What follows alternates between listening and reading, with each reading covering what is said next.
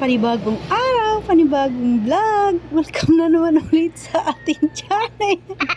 Natatawa ako dahil na-miss kong mag-voice over. O siya, ayan, dito na nga tayo sa ating video. Ayan na nga na tayo, pero marami pa akong nakikita lumilipad sa langit. Katulad niyang eroplanong iyan at saka yung barko na iyon kasi na-miss ko si mama, no? Ay, nagbebiyahe pa siya sa mga oras na iyan kasi kachat ko siya. Kaya ayan, nililibang ko na lang din yung sarili ko, tingin-tingin sa paligid, at saka ayan.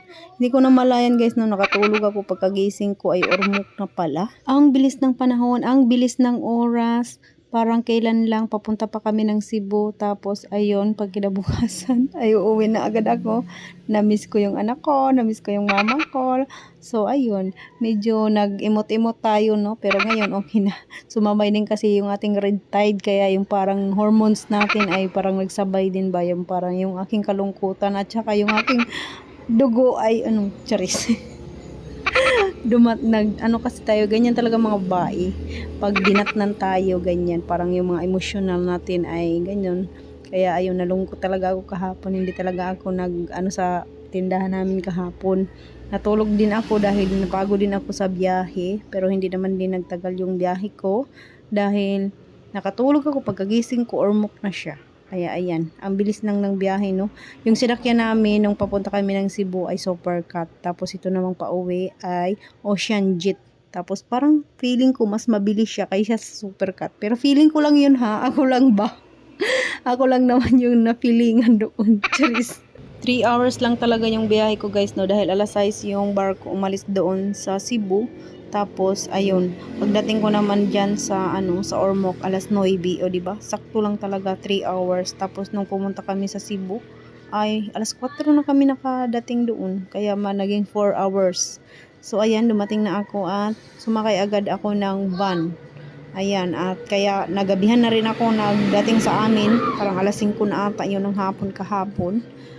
Dahil ay dumaan pa ako sa Robinson, tapos wala na palang sakayan doon sa Tacloban sa Abukay, kaya bumalik pa ako sa downtown Tacloban, doon pa ako sumakay ng van at nagkaligaw-ligaw pa tayo, no. Kaya ayun, naabutan pa ako ng uno sa daan. Ang lakas ng ulan diyan sa may Santa Rita na ata yun, super lakas ang ulan.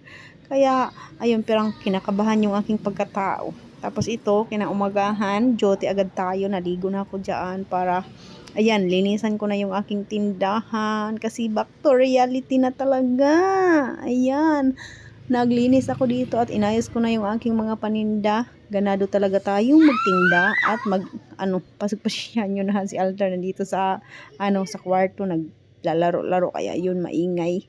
Tapos ayan, ganado akong maglinis diyan ng ating tindahan.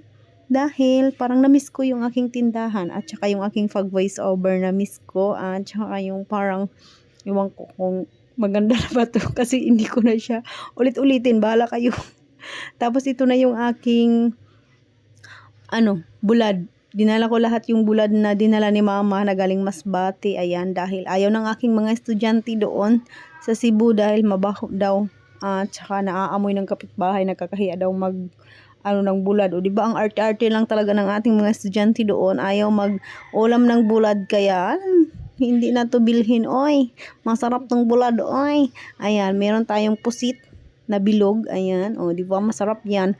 Gisahin mo lang tapos lagyan mo ng konting sugar. Ay nako, na yan. Malinamnam na yung pusit. O na-miss ko rin yung bilog na pusit.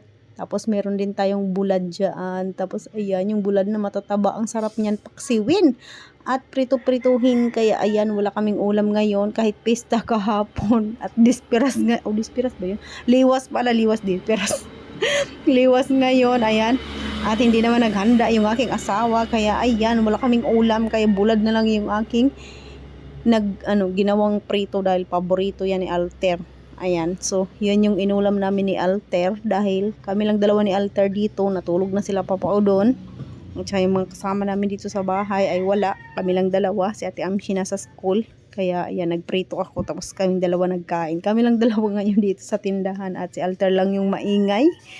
Hanggang nagbo-voice over ako. Habang nagbo-voice over, o di ba, nagkabolol-bolol na yung aking Tagalog dito. Bahala kayo. Kayo na mag-adjust, hindi ako. Charis.